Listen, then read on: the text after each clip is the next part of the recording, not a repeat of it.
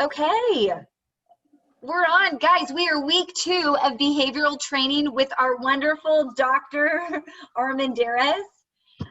Really excited. As most of you know, we started this last week. Last week was week 1, and this is a 4-part series focused on behavioral training. And we had mentioned before that this training is good for anyone that is in contact with students. So whether you're a clinician, whether you're a teacher, even those in administration, this is a really, really wonderful tool.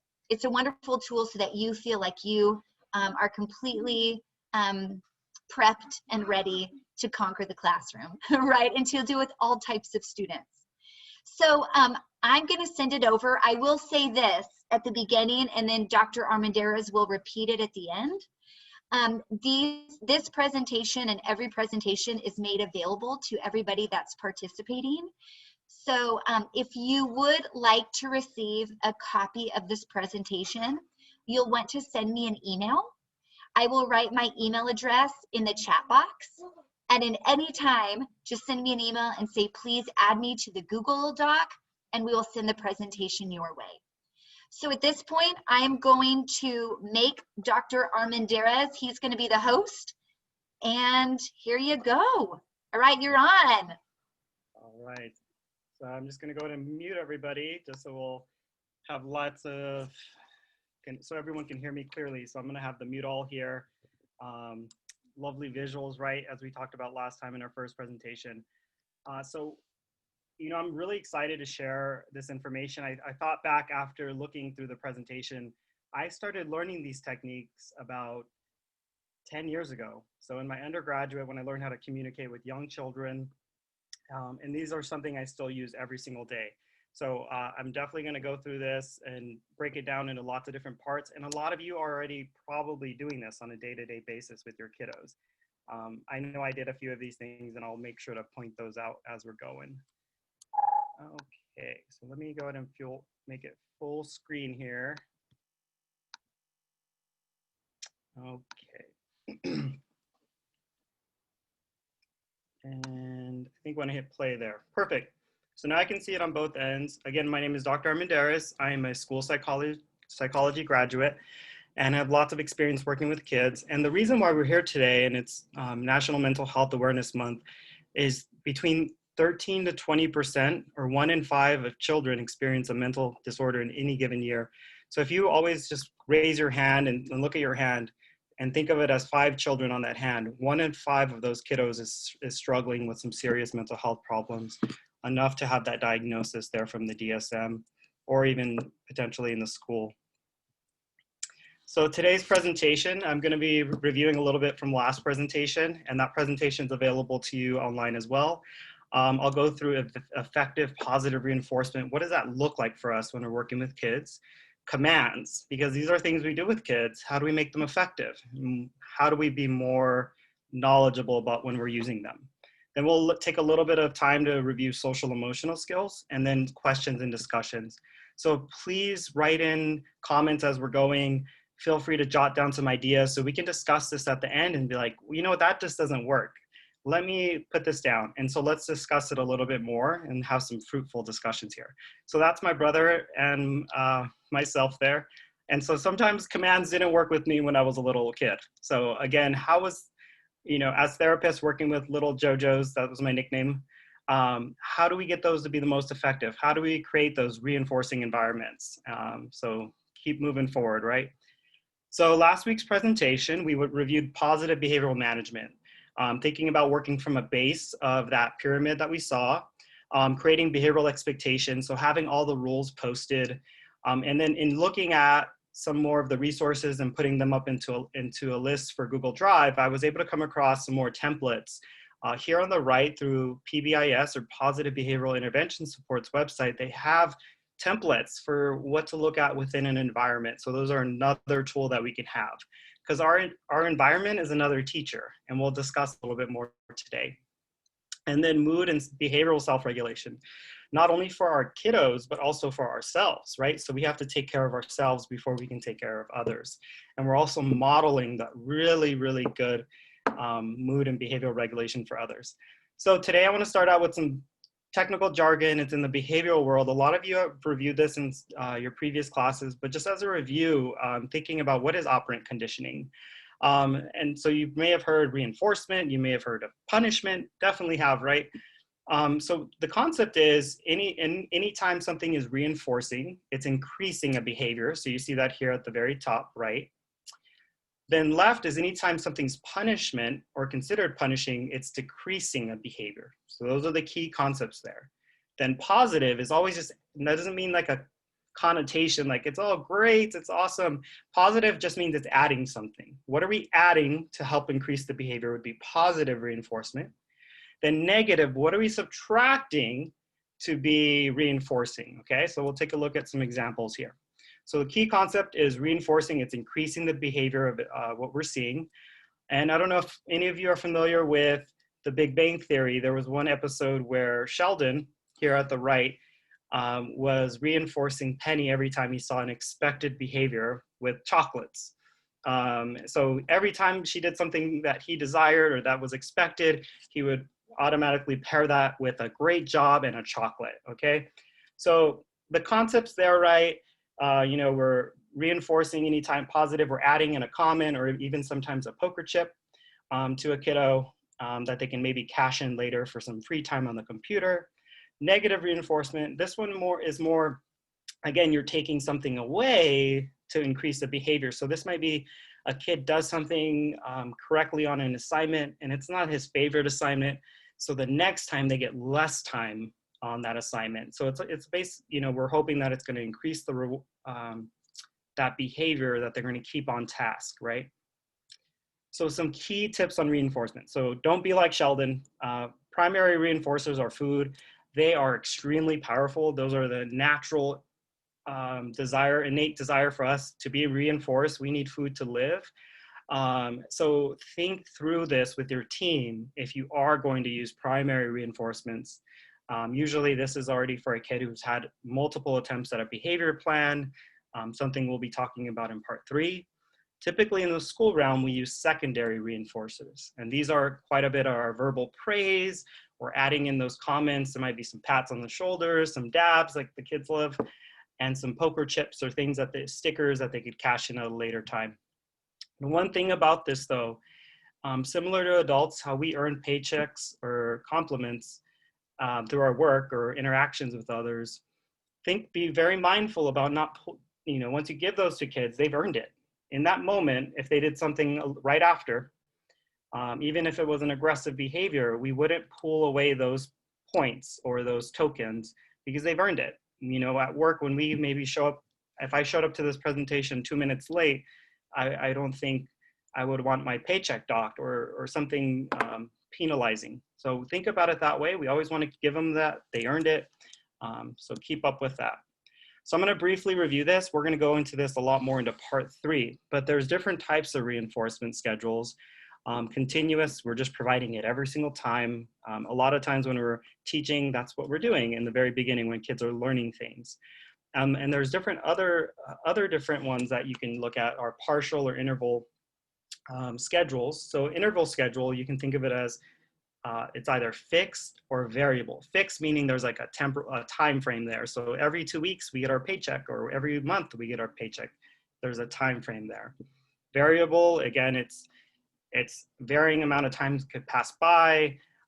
So it's not as set, but it can look at some averages, and definitely we want to think about that as well when we're working with kids. Ratio here is really more about, again, the amount of times things have been tried or things have, and then we implement it based on that. So it becomes a more of a mathematical formula there. And so fixed ratio could be for every single 10th meal, you get one free. So there's a little bit of that mathematical division there, right? And then of course, the one that we always think about with variable ratio is a lottery or a slot machine. It's something that you're not knowing when it's going to happen, but it's based on a random amount of passes, okay?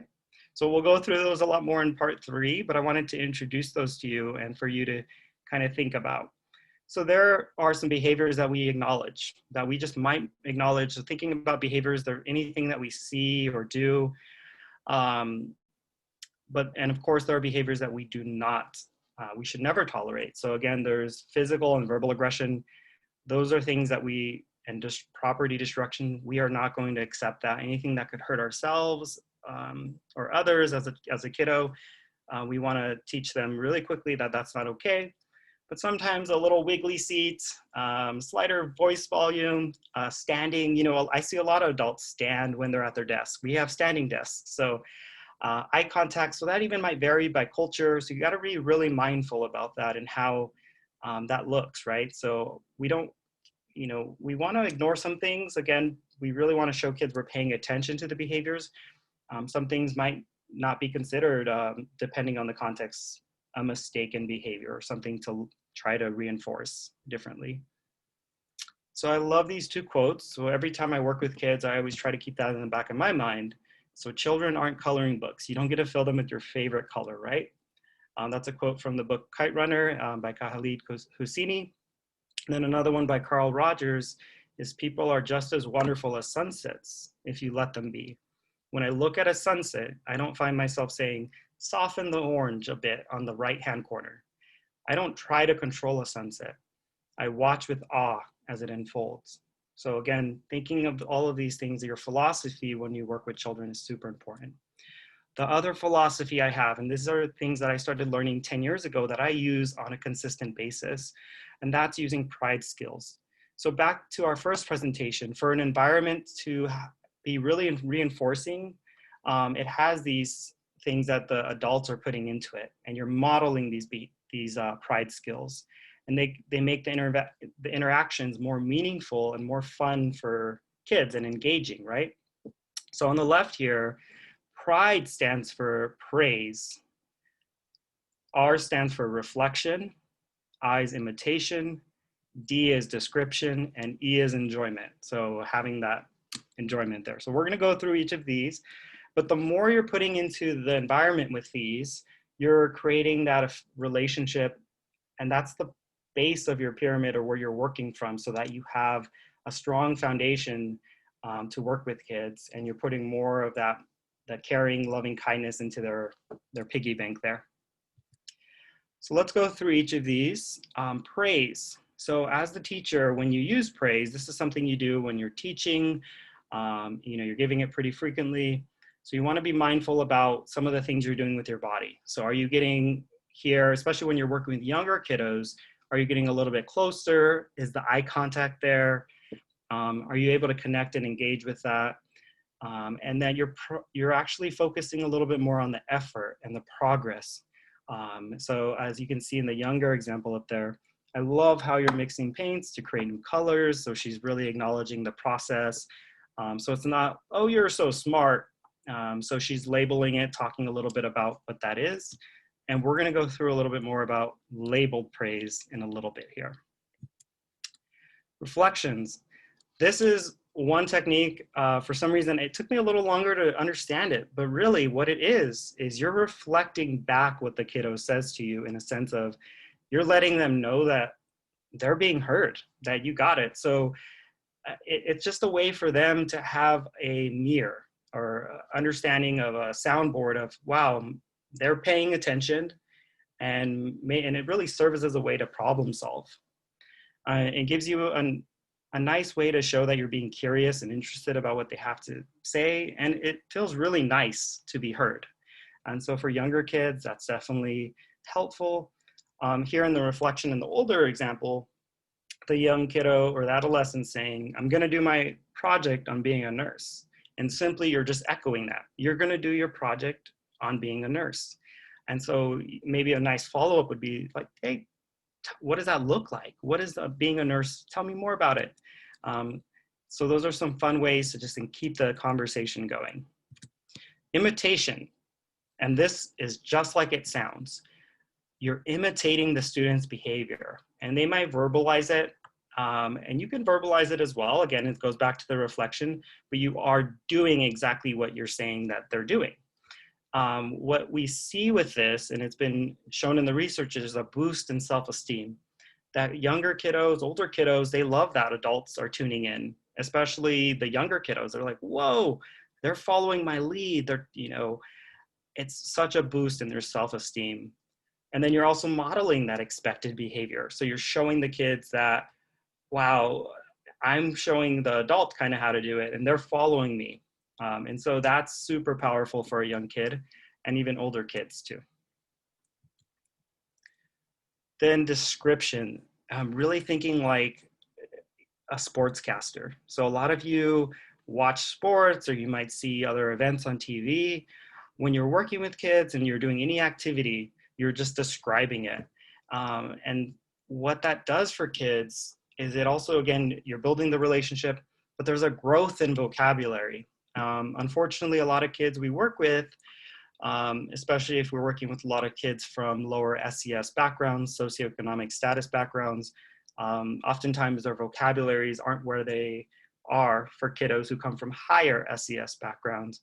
So by you describing, I see you're putting the blue crayon in the yellow box, adding in those descriptor words, you're modeling good grammar, all of those fantastic things we want kids to know, but you're also modeling that what they're doing is really expected, it's pro-social, and you're tuned in. So it's all about being tuned in those times, because there's lots of times where we're not tuned in, and that happens. We all get busy.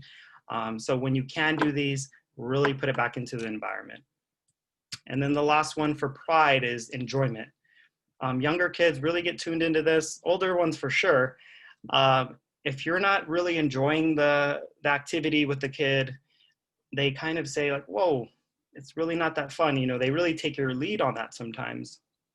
So we really want to be able to show with some smiles, maybe how our body language is, we're open, we're not having our arms crossed, our shoulders are a little bit more relaxed. Again, all of these things, we might verbalize, wow, that's awesome. This is so much fun when you're putting the blue dinosaur in the sand. And like, I'm doing it too. So those are a little bit younger examples, but in an older example, the chemistry teacher or even somebody, an adult there, it's saying, it's exciting to see what will happen next. It's simple as that. It's a statement. You're letting them know with a smile there, and it's fantastic there. So pride, please use these in your everyday interactions. I use this today with working with I tested a 10-year-old today, and I definitely hit on a few of these even during our break times. So if we can use these, we can build up better weather days. So again, remember, we're gonna have some days where they're not it's a little stormy, it's a little tough, but if we keep putting a lot of these skills in, the relationship skills, into that piggy bank there, we can pull and we can make a withdrawal. And that's okay, as long as we have enough in there. But it's when we start withdrawing too much and we don't fill it back up, we'll start to see more increases in behaviors that might be more mistaken or maladaptive for kiddos. A little shake there. So this is another way to think of it. So skills on the left hand are the pride skills. And this comes from some research that was done. I put the link there on the bottom, and it gives you a rationale and examples of these. So to continue practicing with this, it takes time. It's a whole language shift on how we work with kids. And it will feel a little uncomfortable at first, but once you practice it some more, it will feel second nature. So you're praising the appropriate behavior. We do that because we see the increase in the specified behavior. It's the warm interaction. Some examples: terrific counting. I'm proud of you for being polite, or you should be proud of yourself for being polite. It's as easy as that. It does not much different than what we would do with other kiddos, but having a little bit more structure in how we do those things it's very helpful. The other thing I want to mention about this is we don't have a lot of time as therapists, school psychologists, speech language pathologists, people working in the schools. We don't have a lot of time. What the research has found with this type of interaction with kiddos, this particularly comes from parent-child interaction therapy, as well as teacher-child directed or interaction instruction. What it shows is if we can find those moments, and they don't have to be long, they could be 5 minutes a day, when you do an activity or a game with the kiddo and try to hit on those, doing 10 behavior descriptions, 10 reflections, and 10 labeled praises within that 5 minutes. And what you're going to find, the first time I actually had somebody rate me on this and learning this, I actually had to do it about 4 to 5 times. What I found myself doing is doing a lot of question asking, maybe doing a lot more imitating, but not engaging with that verbalization and the labeled praises. Again, you can label praise about the kids sitting in the area, great job sitting in the area. I like how you're using the materials in a safe way. Those are easy ways to do that, and it shows the kid you're really tuned in. So give that a try. In the resources, I also put a coding sheet, so you can even try to map on, maybe have somebody do that for you, code that, or even when you're working with the kid at home, just to practice this. It's very helpful. So more on praise. And we have to think about praise because it's just very essential for creating that environment, that warmth, that nurturing environment for kids. And that's that solid base where we're going to see overall less behavior problems, mistaken behaviors, because we're using this praise. So for it to be effective, think about right now how you do praise with adults. Think about how you praise children. Put some comments in the chat box there. Think about how you do that. So somebody bought a coffee for you. What do you say to them? Or somebody let you cut in front of line to, pay a bill or something. So those things, I know we don't really pay bills in person anymore, but understanding that somebody does something nice for you, how do you praise them?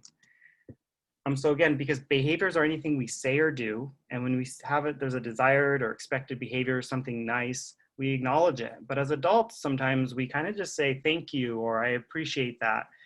And you're not alone if that's kind of how you say things, and that's kind of common for adults, right? But when we work with kids, especially kids that have different backgrounds, not a growth in vocabulary, we leave out what they did. And we really want to have kids understand thank you, or we're praising for the specified behavior. So they tune into that. So it's cause and effect. So let's discuss this, how to do it effectively, right? So positive reinforcement, that labeled praise, it's labeled. We're not leaving anything up for the imagination to think about. We're not leaving anything up to the kids' interpretation. We're teaching it exactly. We say the praise and we label exactly what they did. So in this example, you did great. You did a great job concentrating on building the garage. Simple as that. Easy, say it in a way that's encouraging. And so those things, labeling it it's very direct, and that's what we want to see. Here are some other good examples. You can practice with this. This sheet will also be in our resources section. Practice it. It comes for us as adults. We don't do this, and I've tried to get better at it. It's a continual practice. But working with kids, we definitely have to label the praise, make it count, because when you label it, it's again the kids are tuned in, right? So this is a good way to practice. So you just essentially, you can give the praise and then label the behavior. So it's a simple formula, or you can do it in a statement form. But again, those two key components are really powerful for labeled praise. So effective verbal praise is labeled. It's also immediate, because if you don't have it immediately done, it loses its flavor, it loses its effect. Imagine, especially working with a 7-year-old, they close the door for you, or they did something really nice for a student at 8 o'clock in the morning, but 20 minutes later, you say, oh, thanks for doing that. They might look at you like, 20 minutes? What's going on there? I don't know. 20 minutes is, for kids, time frames are a lot. So if you can catch the behavior, if you're focused on it, and you immediately verbally praise it, it has a lot more effect. So that if you let it go longer in time, it loses that effect, or that connection. And again, you're using that eye contact, you're close in proximity. It would feel a little weird if somebody was yelling at me across the office, thanking me for something I did. So again, having that close proximity is really making it a little bit more impactful. It's like a little gift that you're giving the kiddo, and you're saying, this is why you did this. Thank you for paying attention, right? And then a 5-to-1 rule. The way I look at this is the basis that we're putting these things back into the environment, right? So 5 positives to 1 critique or 1 negative. Maybe our voice goes a little louder than it should. So if we have more of those positive labeled praises in there, 1 isn't going to feel so bad, okay? So, but some children are going to need more. So we'll talk about that in part 3 about individualized and group interventions.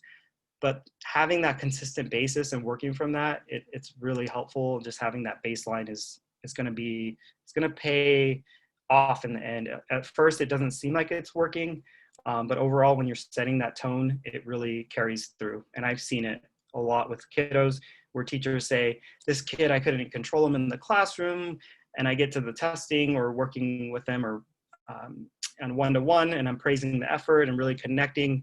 It goes a long way. That rapport building is going to be really powerful, and it fills up their cup.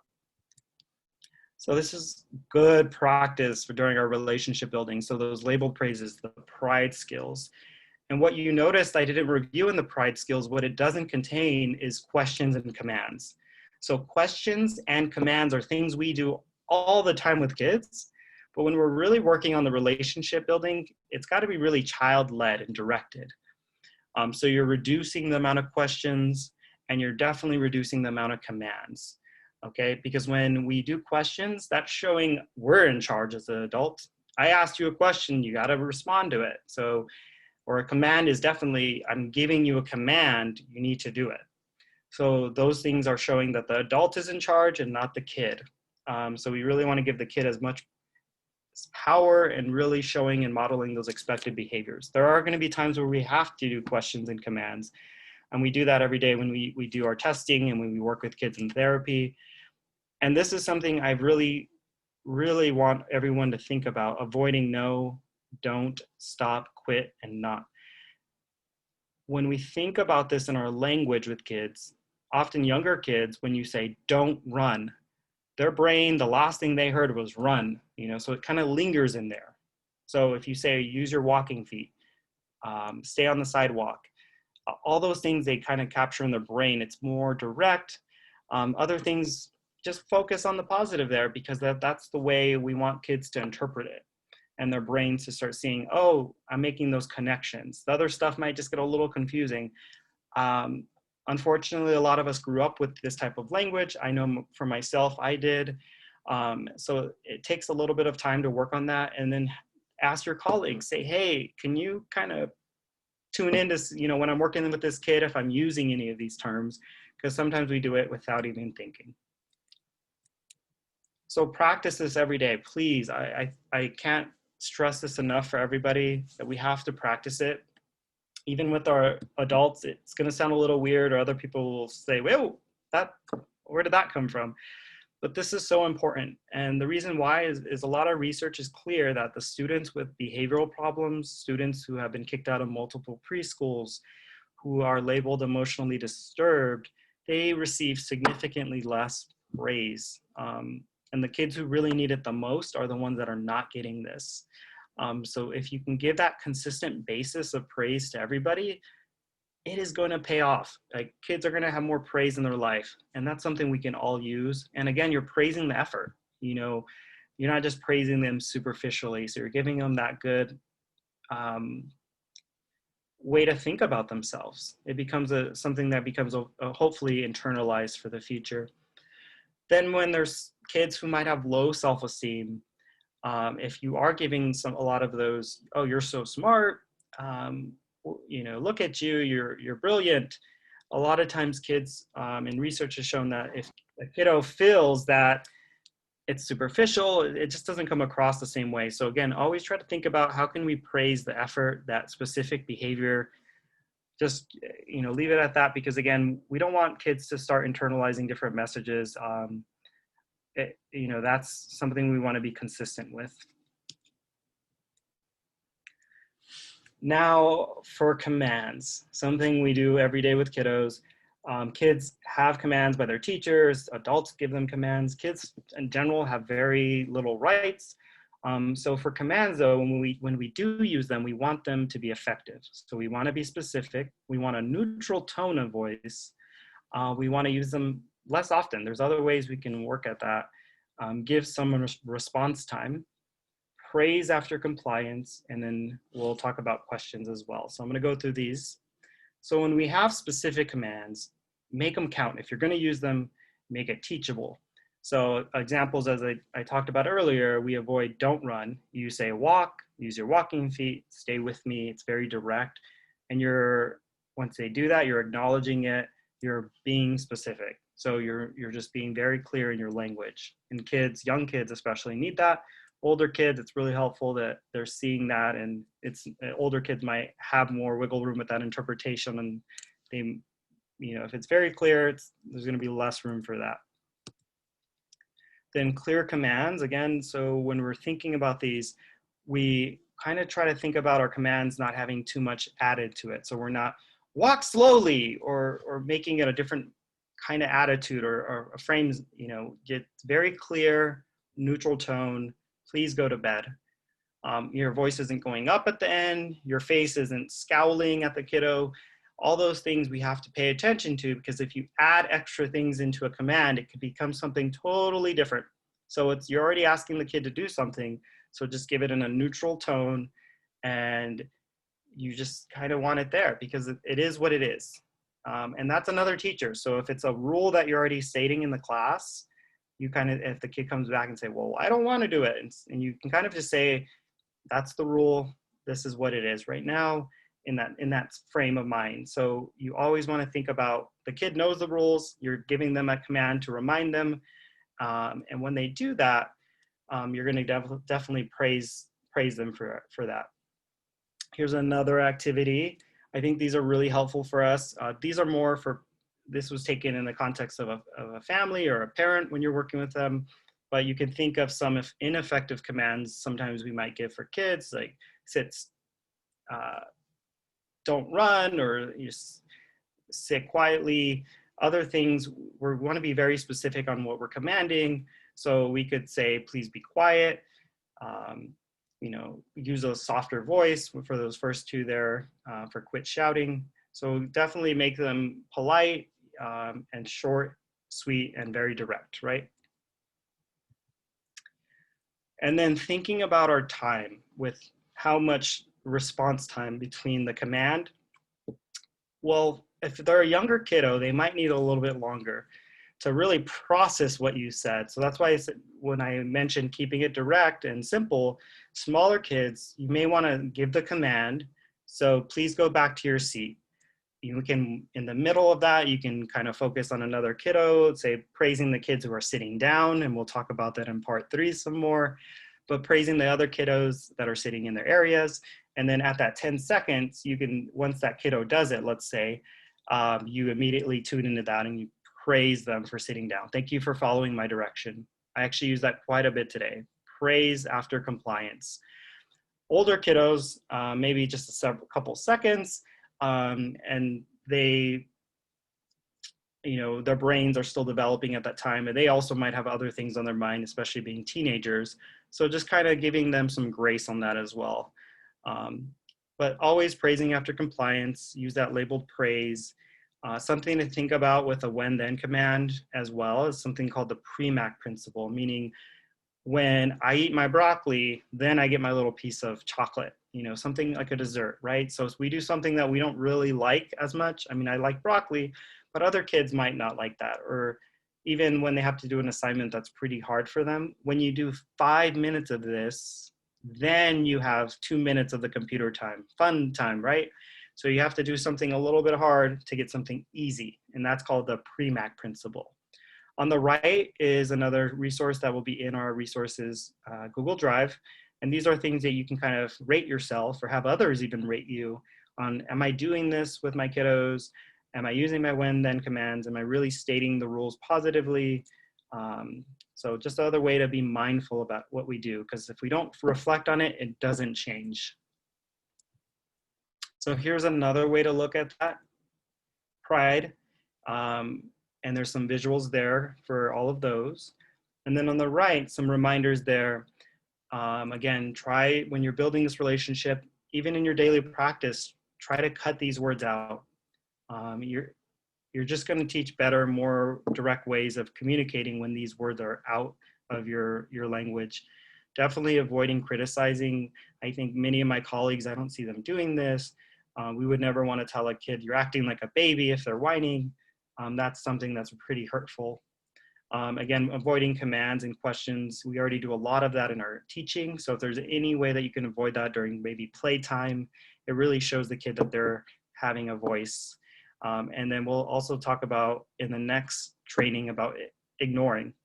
There's behaviors that we might ignore. And we talked about that at the beginning too, where it might be part of their culture. If it's not going to really be destructive or dangerous for a kid, we probably can ignore it. The last section here is social emotional skills. On the left there in my graduate training, I did a few years of a social emotional curriculum called Second Step, and some of you may have heard of it in a school, kindergarten and first grade school there. And a lot of my training in my undergraduate years working with young kids, really, I was able to pull from that as well. So again, these are things that we have to really teach explicitly to kids. And I think in the title of the presentation, it just said social skills, but social skills really include emotions. So I need to be able to express my internal feelings so that my needs can be met. And the same thing for children. So we have to think through, how are we teaching kids this? Are we being specific with it? And one way to do that is, do they know their Sesame Street feelings? Angry, scared, sad, happy on the right. And then in the older kids, they might need to know a little bit more about frustrated, anxious, disappointed, calm. Before we can actually do something with it, we have to name it. Name it before you tame it. So you have to name the feeling before you tame it, because they become behaviors. Feelings, behaviors, all those are connected there. Teaching kids basic I feel messages. I feel mad when Johnny took my toy because I really wanted to play with it. So teaching them how to express that, because if they don't have the words, a lot of times it turns into, I'm going to push Johnny right now. So thinking about how do we teach those, especially speech language pathologists, as a school psychologist, even any other special education, all of these are very relevant, and we should really work toward teaching these skills. On the left there is my cousin Alex. He's in Mexico. He's older now, but I think this is a good example of the rage you see, that he doesn't really know how to name it. He hasn't worked on those skills, but he's got to, there's ways that we can use visuals here in the middle. We want to teach kids, you're at this level, and they could even point at it. Because sometimes when our brain is just we're really upset, we can't use our words. And so giving kids ways to look and label it, and then we teach them the coping skills that we can practice these. So you're integrating these through your lessons. We're going to practice it. Younger kids, lots of pictures, lots of stories, puppets, right? Older kiddos, you might have role play scenarios, written activities, all those things that we're integrating. Because if we don't do this, what happens? And our emotions bottle up and we tend to explode. Young kids, you see this, tantrums, all those types of behaviors that when their needs aren't being met, you can think of this as the Diet Coke and Mentos. So if you have a trigger, which is a person, place, or thing, and you're taking that and say, this is the trigger, something happened, and you're putting it into the Diet Coke as an example. You can do this with kids, and they love seeing this, and it's a very nice visual that they see that this trigger went in, this trigger went in, this trigger went in, and you see that it just explodes. The feelings inside that are the bubbly Diet Coke become activated, and it becomes a rocket almost. So how can we use coping skills? And if we think of coping skills here, we would think of them as water. We would dilute some of the bubbles there. So the next time those triggers go in there, we actually lessen the explosion. It might still happen, but it's not going to be as big. And those coping skills, one thing that please check it out, it's called Cosmic Kids Yoga. It incorporates a lot of fantastic things that kids love, Harry Potter, Minecraft, and some of you are probably familiar with it. But again, these coping skills are relaxation. They're bringing that level from going up here, it's coming back down here. Another proven in research, there's so much research on this, but you know, breathing can really alter our mindsets, our feelings and our emotions. So thinking about how are you teaching breathing? So Conscious Discipline has a lot of great resources there. In their drive, there'll also be more resources too. On the right is, again, this was something I did in a Google search, but having something like this where kids can even circle something, a menu of coping skills is always fantastic to have in your back pocket. Then these social skills, you're working with kids to teach them conversation skills. You're waiting them to wait patiently with their hand raised, asking permission. You're reviewing those classroom expectations, conflict management, sports and games. Think about if you're not integrating sports and games, I know most of you already do this, but you're teaching them social skills through that. That's where young kids, older kids learn a lot of social skills in. And doing what we do every day, we model this and we teach children. So work hard and be kind, and we're growing, right? So that is the presentation there. A lot of factors. I mean, this is great that it's being recorded, so we can definitely, people can go back to it. I'm going to exit out of full screen.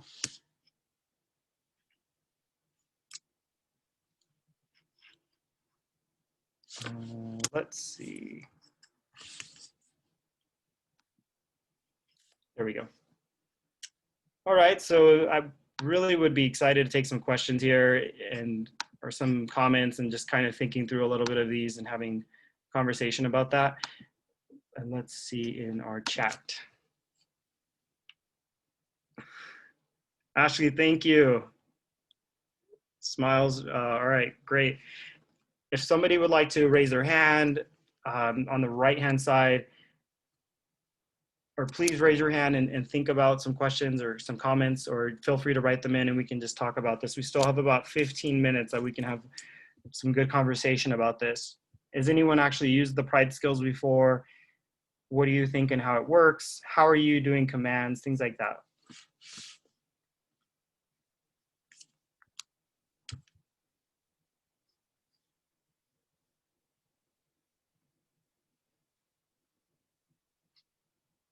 And then feel free to unmute yourself.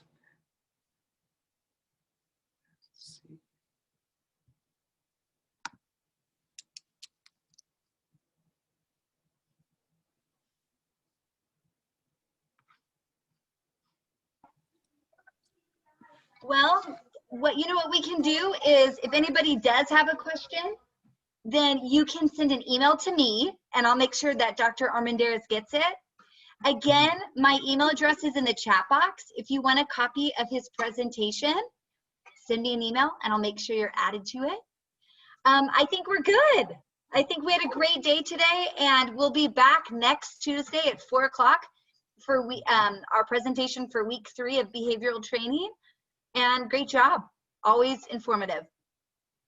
Thank you, everybody, and I hope all of you have a wonderful afternoon. Feel free to email me and I'll make sure to put all the resources there in the Google Drive. Thank you. Bye, everyone. Bye, guys.